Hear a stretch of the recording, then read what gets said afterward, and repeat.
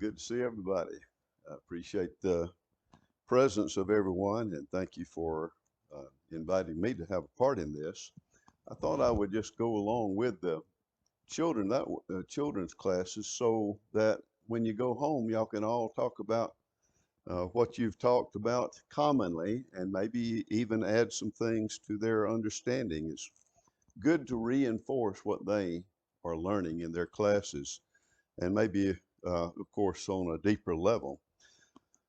So feel free to raise your hand or raise my awareness that you'd like to make a comment or ask a question. Feel free to make this a class situation, and that's what we're going to do. But we're going to cover a good bit of material about this subject matter, about Jesus' power and his power over nature.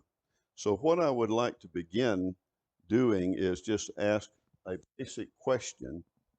It's not coming up here, but it is there. All right. So Jesus' power over nature, we wouldn't know a thing about it, except that somebody had to have seen what Jesus did, and they had to eyewitness it and say something about it in order for it to have been recorded. And so in our New Testament, we have a lot about Jesus' miracles because eyewitnesses saw his miracles, and the Holy Spirit was said to have assisted them in remembering all the things Jesus said and did. In Acts chapter 2, Peter challenged the Jewish audience there, and he told them that Jesus worked miracles and you know it. So it's not like Jesus did something over in a corner and nobody knew about it.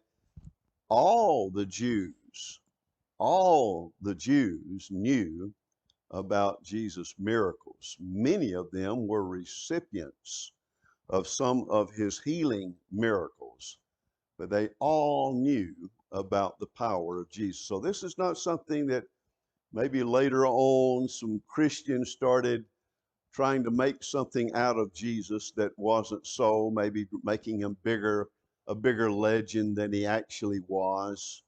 I know a lot of people that are trying to present the information about Jesus like, well, that's just a bunch of stories that people made up after he died, and then after his body went missing. And then they tried to make something bigger out of him than that.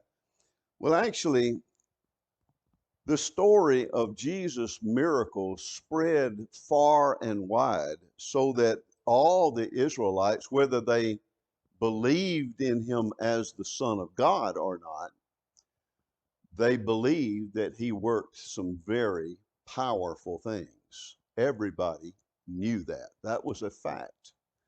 So, with that fact, there is the testimony of that.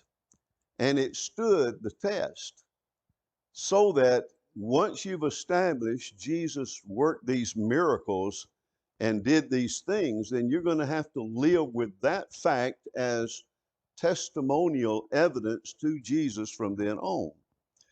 So I'm looking in Acts chapter 2, and Peter begins after the Holy Spirit came upon the apostles and they began to speak with all these different languages that were represented there on the day of Pentecost. Peter spoke up in verse 22.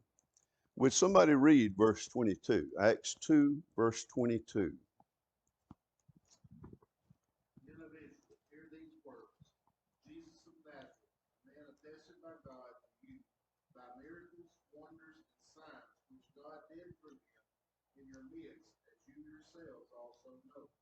All right, now notice that he is putting this fact out there and he's saying he worked miracles. Now, this would have destroyed the whole beginning of the church if Jesus didn't do any miracles.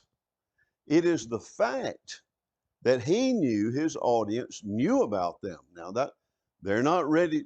What excuse did the Jews commonly circulate about Jesus' power? They never circulated the idea he didn't do anything. They never circulated that. But they had to explain his miracle. So, what was the common explanation among the Jews?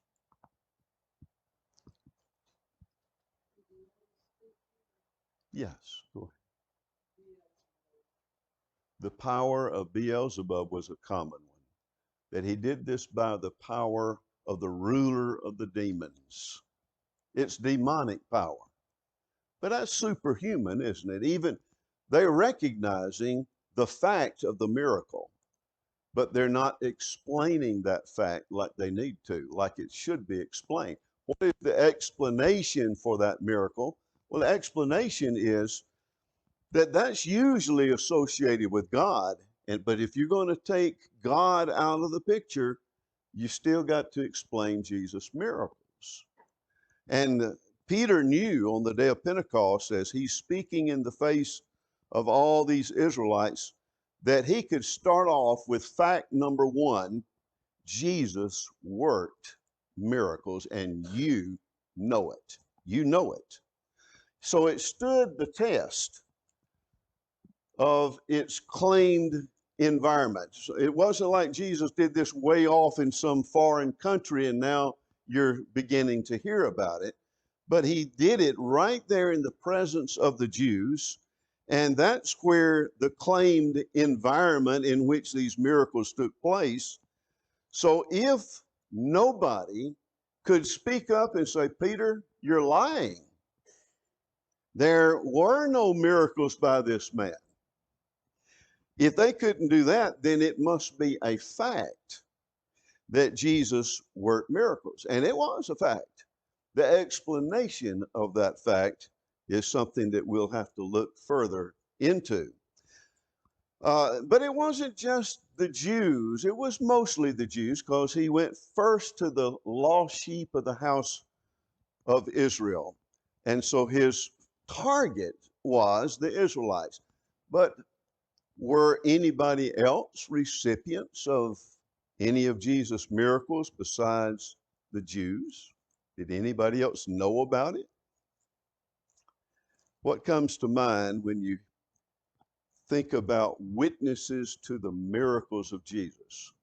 We know the disciples were witnesses. We know many of the Jews either saw them themselves or heard about it. So it had become factual that Jesus worked these miracles. Who else knew about it? At least one. So let's turn over to Acts 10, where we see that story. Acts 10, look at verse 36. I'd like someone to read verse 36 through 39. Those four verses, 36 through 39. Acts 10, 36 through 39. As for the word that he sent to Israel, preaching good news of peace through Jesus Christ, he is Lord of all. You yourselves know what happened throughout all Judea, beginning from Galilee after the baptism that John proclaimed, how God anointed Jesus of Nazareth with the Holy Spirit and with power. He went about doing good and healing all who were oppressed by the devil, for God was with him. And we are witnesses of all that he did, both in the country of the Jews and in Jerusalem. They put him to death by hanging him on a tree. All right. So some of this information had to trickle in to some of the Romans and Roman soldiers. And remember, one of the soldiers that had a part in having Jesus crucified, you know, and darkness covered the land at that moment. The earth trembled. There was an earthquake. What did the Roman centurion there begin to think about Jesus? He said, surely this is the Son of God. So it wasn't hidden in a corner. It was in the open.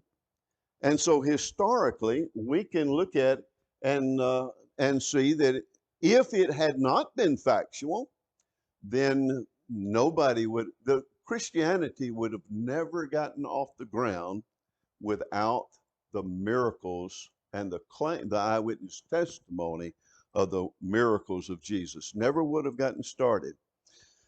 But even 3 to 4 centuries later, unbelievers, that is, those who tried to explain away his miracles as some kind of demonic power or some kind of trickery or sorcery was a word, the Jewish writers were affected by the power of Jesus Christ for centuries. And they couldn't get around the fact of his miracles. So what we conclude from this is that when you have friends and enemies giving testimony that Jesus did some unusually powerful things, then when you've got that together, then we're dealing with fact. We're not dealing with fiction.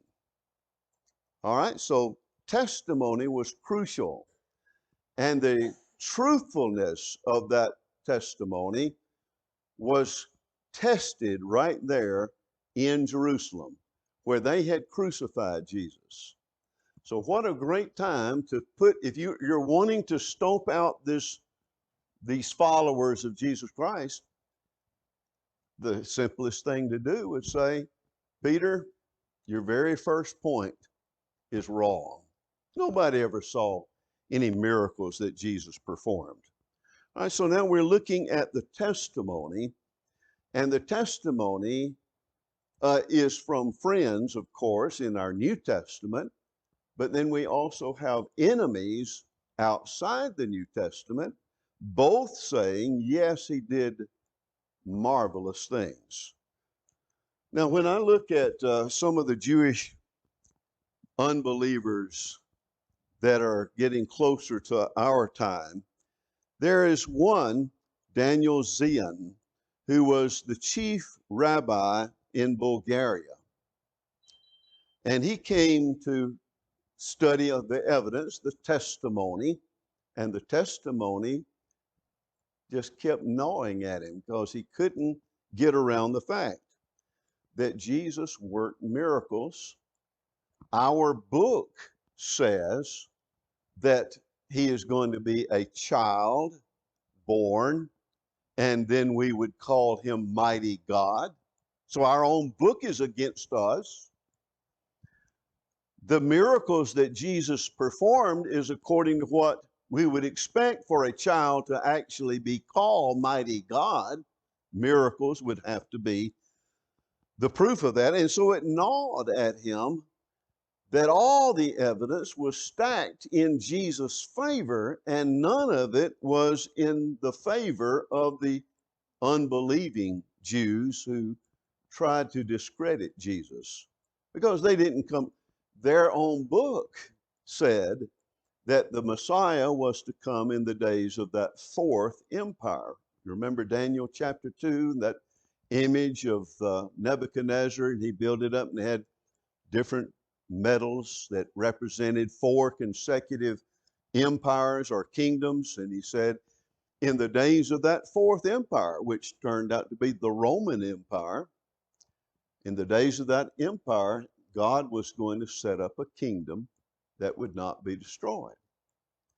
So if that kingdom wasn't set up in the days of the Roman Empire, then their entire book, the Old Testament, that has fallen into, well, it's discredited, isn't it? When you make prophecies and they don't come true in the time frame that your book says that they're supposed to come true, then you've got a problem with either your book is wrong and your view of Jesus is wrong, but you can't have it both ways, that Jesus was wrong, but your book is right. You can't have it that way. You've got to have a Messiah that's either going to take Jesus' place and prove himself to be mighty God. How's he going to do that? Isaiah 9:6 says you're going to call him mighty God, everlasting Father, Prince of Peace.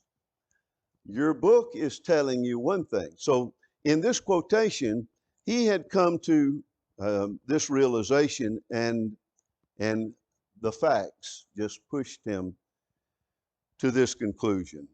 He says, if you rabbis would pray to God with your whole heart and read the New Testament thoughtfully, approaching this book and the Messiah Jesus with reverence, and that is, quit just automatically disrespecting him.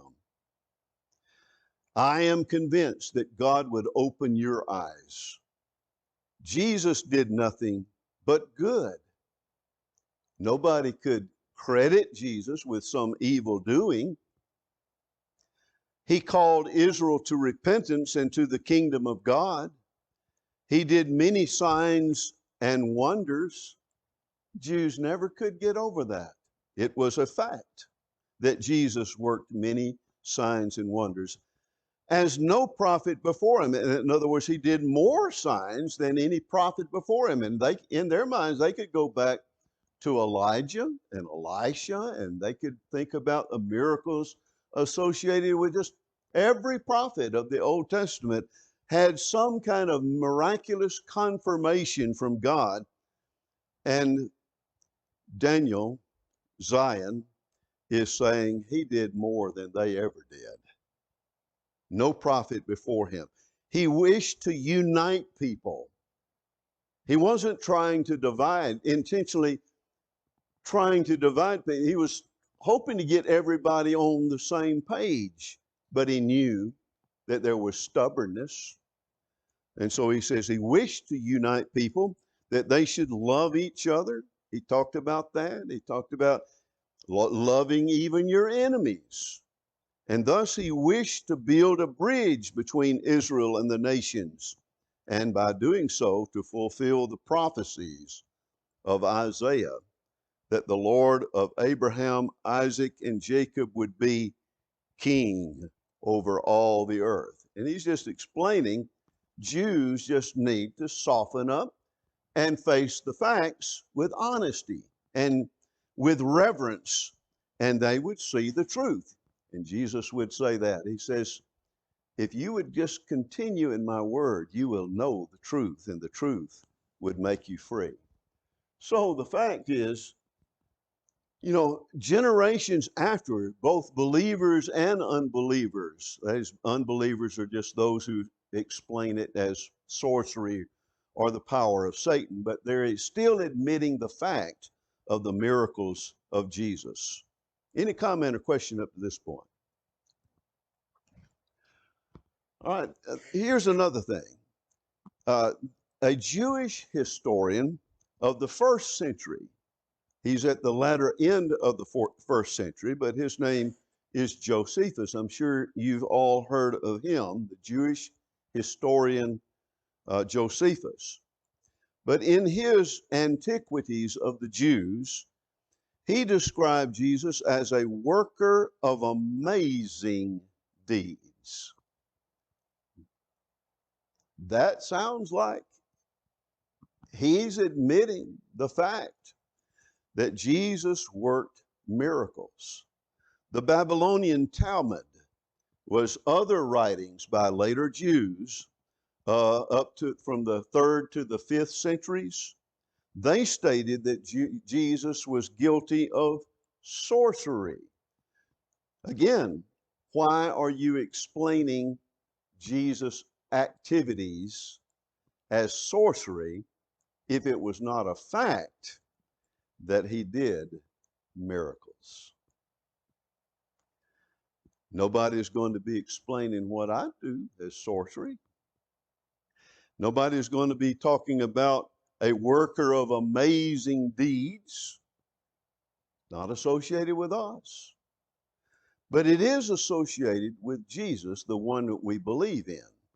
And therefore, there must be a purpose that God had in mind to bring enough testimony and evidence of his miraculous power so that we would have a basis for believing the kind of claim that is associated with Jesus. So we've got the evidence from the Gospels.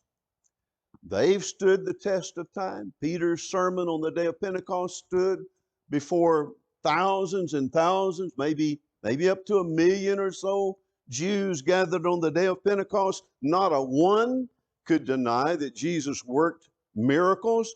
When Peter brings this up again to Gentiles, they knew that you cannot deny the miraculous power of Jesus. And then you got Josephus, and then you've got the Talmud, all supporting the conclusion that Jesus performed healings that appeared to be miraculous, and that the Jews who did not believe in him did not dispute this fact. What they disputed was the source of his miraculous power, but not the miraculous power itself. Now that's significant. So that as our children are in the classes and they're learning about the miracles of Jesus, you'll be able, as they're growing along, to reinforce that we're talking about history. We're not talking about anything that's made up. We're not talking about the same thing as Santa Claus coming down the chimney and giving gifts to everybody and just making some kind of legend or making some kind of myth, making it come alive.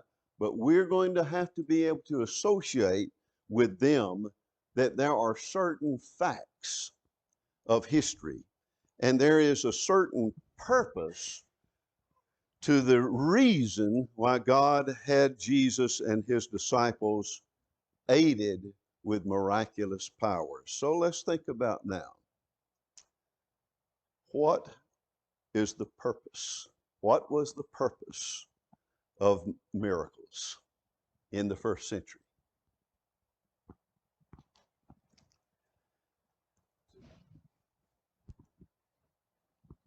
Yeah.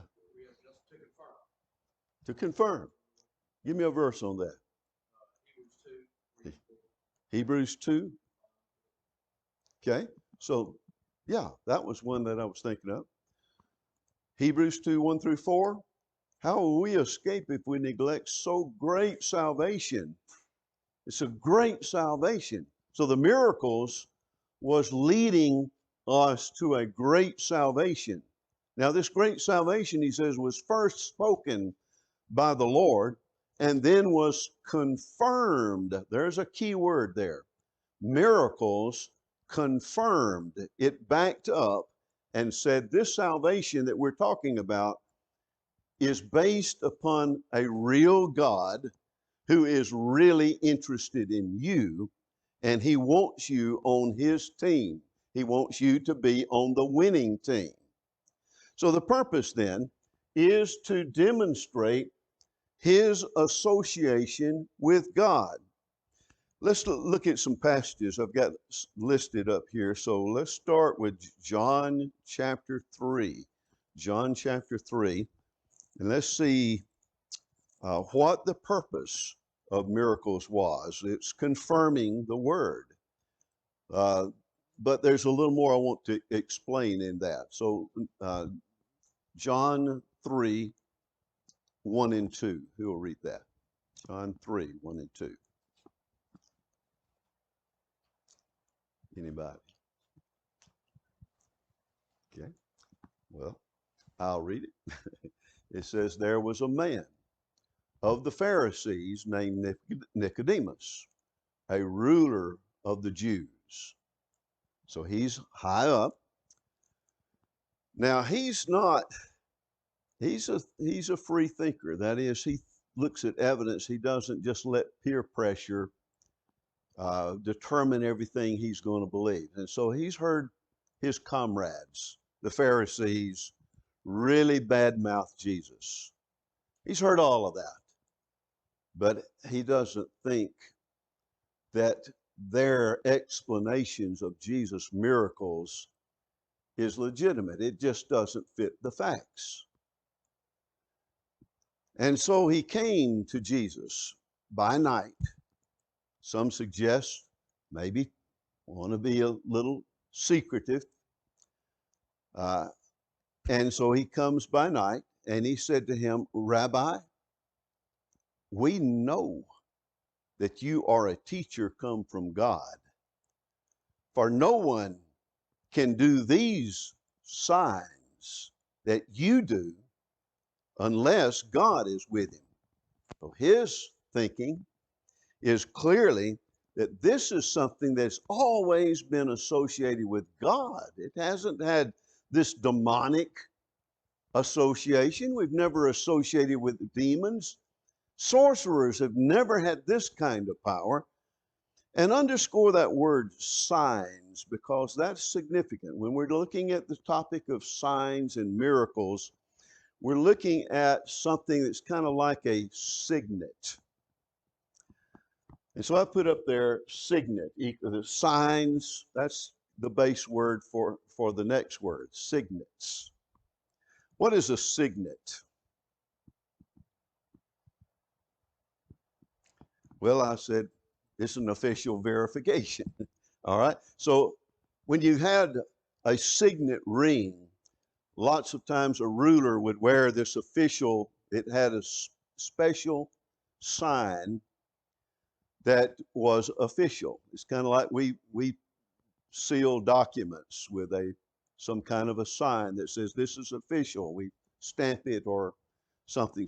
So it's an official document. You cannot go higher than that. And so with a signet ring, a ruler would press his signet into some putty, and they'd press that on the document that they wanted to circulate.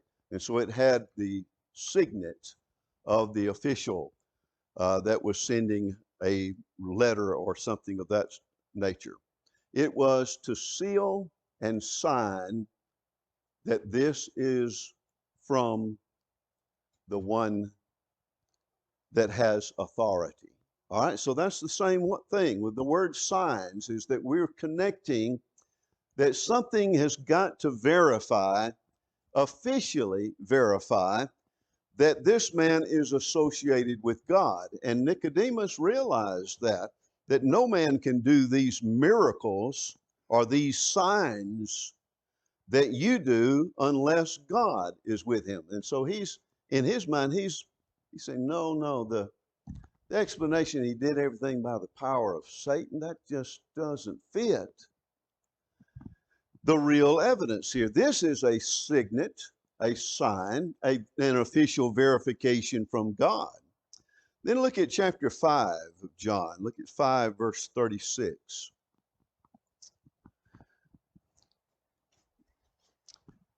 Verse 36, Jesus says, "But I have greater witness than John's." John was a witness to Jesus, and John had said, Jesus is greater than I am by far, and I'm not even worthy to stoop down and loosen his sandals. He is far greater, and he must increase, and I must decrease. And Jesus said, John bore witness to me, but I've got greater witness than John's. For the works which the Father has given me to finish, the very works that I do bear witness of me that the Father has sent me. Bearing witness, the signet, the sign. The sign is a miracle, a miraculous indication of a power that is beyond human power and even demonic power.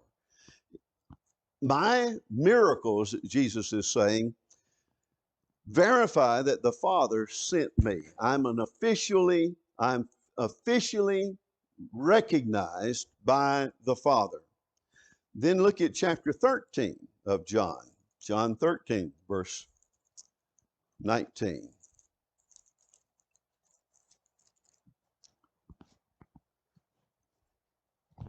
All right, now look at this. This is another facet of Jesus' miraculous power. He says, "Now I tell you before it comes, that when it does come to pass, you may believe that I am he." So one sign that Jesus is saying, I can tell the future. And I'm going to tell you some things that are going to happen up the road. So when it happens, you're going to know, hey, he said that was going to happen. How did he know that? Well, he had miraculous power. One of the things that the Jews And probably that convinced this Daniel Zion that we mentioned a while ago. One of the things that probably convinces a lot of Jews is that before Jesus died on the cross, he said, destroy this temple, and in 3 days I'll raise it up. And then after 3 days of having killed Jesus, they had the biggest problem on their hand because they couldn't produce a body. And the disciples said, we saw him alive. And they had to pay the Roman soldiers hush money to tell that the disciples came and stole the body. So they're just really having a harder time after Jesus' death on the cross, because 3 days later, something happened that was really hard for them to keep quiet. And they couldn't keep them quiet. In fact, the cowards that were hiding, the disciples of Jesus that ran when they took Jesus to try him, became bolder on the day of Pentecost. They were bold and they weren't cowards anymore. And it's because they had seen the living, risen Christ. It was a miracle.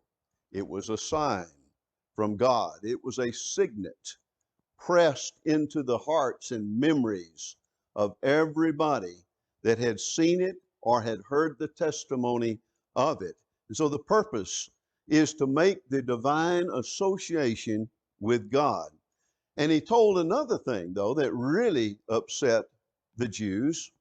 He said that before that generation was up, their temple, the one there in Jerusalem, he said that temple is going to be destroyed in this generation.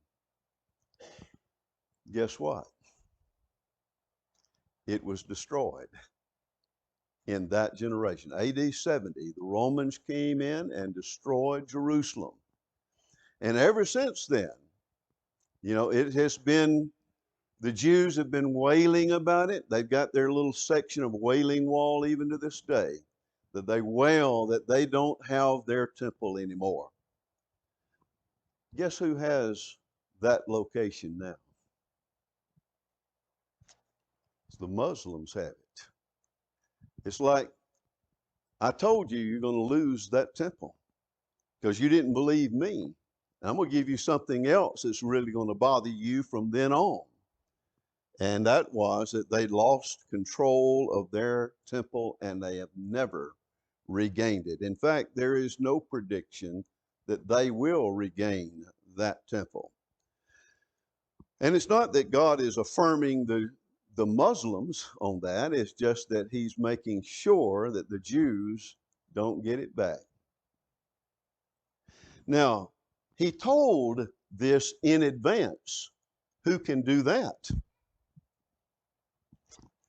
Well, you have to associate with that with something superhuman, a power beyond us. You think maybe the creator of the universe might be that power? Of course it is. But now let's look in chapter 14 of John. Look at verse 11. Jesus says, believe, and I've got mine is scribbled out here, some ink fading through there. What's that say? Believe me. Believe me. All right. Believe me that I am in the Father and the Father in me. On what basis would we believe that? Or else believe me for the sake of the works, the miracles themselves. That ought to show you that when I say I'm connected with the Father and the Father is connected with me, the miracles ought to be the proof. It ought to be the signet of that. And then drop down to verse 29.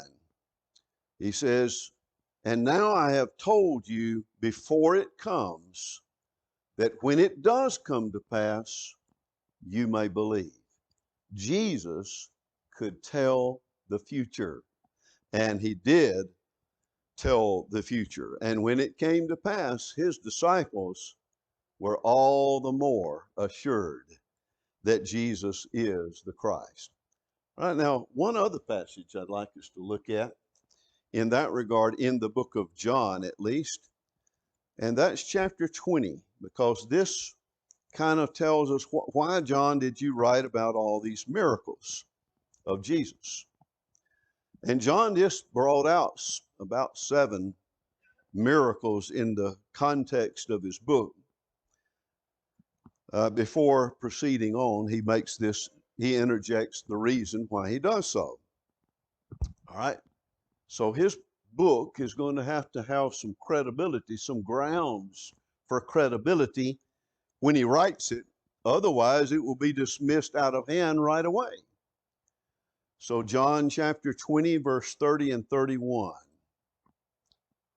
And truly, Jesus did many other signs in the presence of his disciples, which are not written in this book,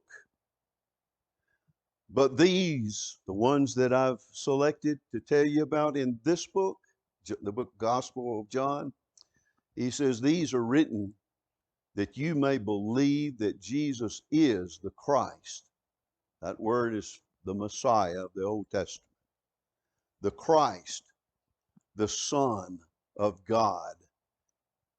And that believing you may have life in his name. So the purpose of the miracles was to give a basis for believing he is the one. Now you can't associate all of that with Muhammad. He did no miracles.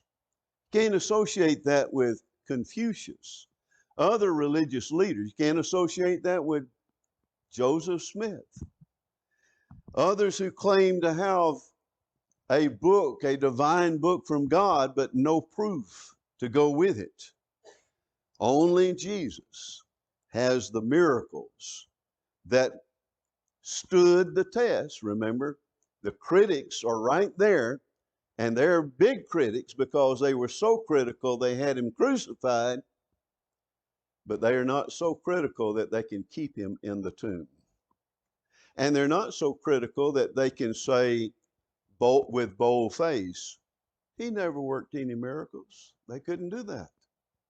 So the purpose was to demonstrate his association with God. All right, so let's hurry right on to our next point here. The nature of the claim needs witness verification. If the claim is that deity came in the flesh, and that is the claim, isn't it? That deity came in the flesh. Let's go back to John 1 when he starts. Actually, John 1, verse 1 through 18 is kind of like what we look at a debate proposition.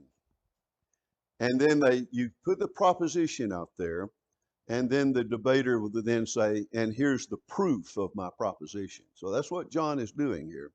He's made the claim that Jesus is the Word, and that he was God, and that he was with God in the beginning.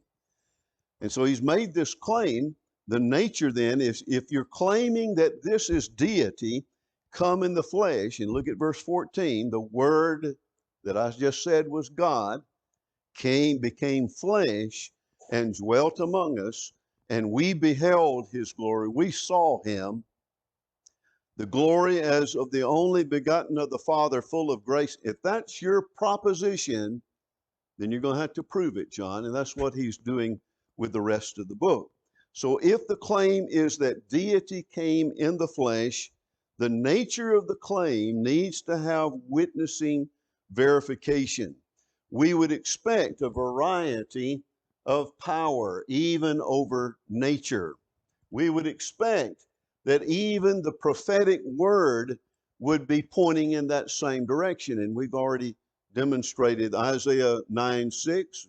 You could also add many others like Isaiah 53 and Isaiah 7:14, all pointing only to one person, and that's Jesus. And so thus couched in every book of those who were ready on the day of Pentecost for those 50 days since Jesus' crucifixion, all of that time they're ready to deny that Jesus came from God, but they can't deny his miracles. Couched in the very book of these people is that God was with Jesus, and the proof was with his miracles. Now, Isaiah 53:1 says, "Who has believed our report?" Even if he told it ahead of time, some people were not ready to believe the report. How much time did I have? You say 5 more minutes? Okay. All right. So if the claim is that deity came in the flesh, the signet, the official proof of that must be witnessed by people. And he made sure that there were witnesses. He had 12 that he hand selected, and all of them believed in him. Even the one who felt so guilty, Judas, that he went and hung himself, he knew that he betrayed an innocent man. And therefore, even his death is proof of the truth of Jesus. All right, any thoughts or questions up to this point?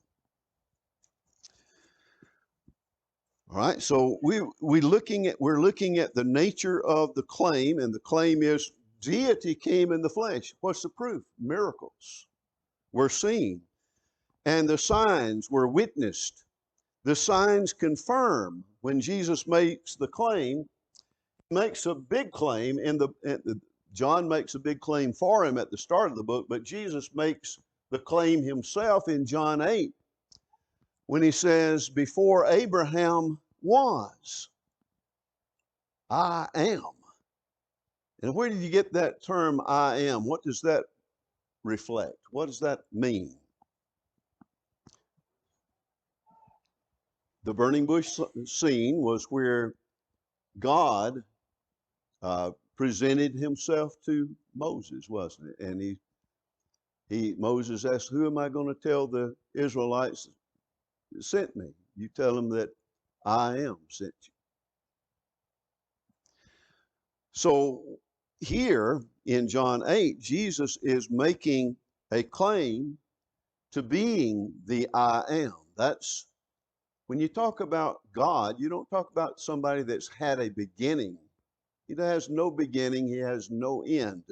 And therefore, he can only speak of himself as somebody that has always been and always will be. Therefore, I am is just present tense, on and on. Never a stop to that confirmation. Therefore, Jesus makes the claim. What is the proof of the claim? The proof of the claim is that the miracles he performed, and especially the confirmation of his resurrection from the dead, those are the kinds of signs and wonders and power that you would expect of someone who has power over everything. So Jesus declares or makes known the invisible God. John 1:18 says, "No one has seen God at any time, but the miracles of God through Jesus have been seen." All right? So other things that we should look at, other testimony of Jesus' power over nature, for example. Tell me some things that you think of when you're thinking. I'm not talking about healing miracles. We'll talk about that tomorrow, but power over nature. I think we saw some just a moment ago, 2 or 3 of those. Power over nature. What is claimed by the witnesses in regard to his power over nature? The winds and the sea calm down when he says peace, and automatically calm down. Matthew chapter 8, the disciples were so amazed by it. They said to one another in Mark chapter 4, it says that they said, "Who can this be, that even the wind and the sea obey him?" They were amazed at the power of this man's word. Well, he was the one at the beginning who said, "Let there be light," and there was light. "Let the seas be separated and let the dry land appear." He was there. He was there at the beginning. Another thing that you associate with Jesus is he speaks and a fig tree just begins to wither up. He turns water to wine in John chapter 2. He walks on the water and he feeds thousands with just a few loaves and fish. And our conclusion is Jesus' power over nature verifies his claim. He came to merit our trust, but we have to have a legitimate basis for believing you're claiming to be God.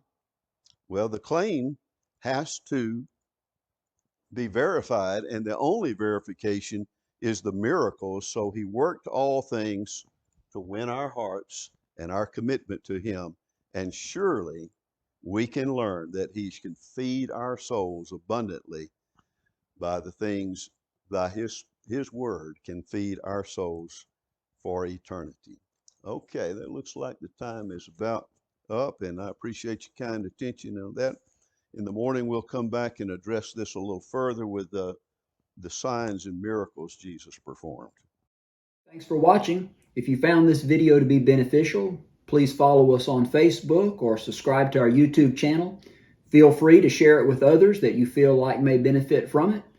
If you need to contact us, please contact us via email at quinn.church@yahoo.com. Also, if you're in the area, we would love for you to come visit with us at one of our assemblies. Have a good day.